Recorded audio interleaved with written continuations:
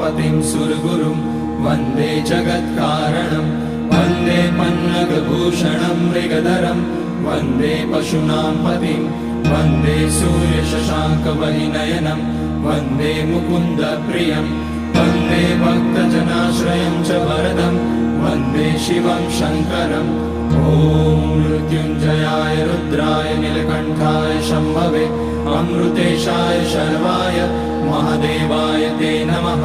नमस्तेस्तु भगवन् विश्वेश्वराय महादेवाय त्र्यम्बकाय त्रिपुरान्तकाय त्रिकाग्निकालाय कालाग्निरुद्राय नीलकण्ठाय मृत्युञ्जयाय सर्वेश्वराय सदाशिवाय श्रीमान् महादेवाय नमः।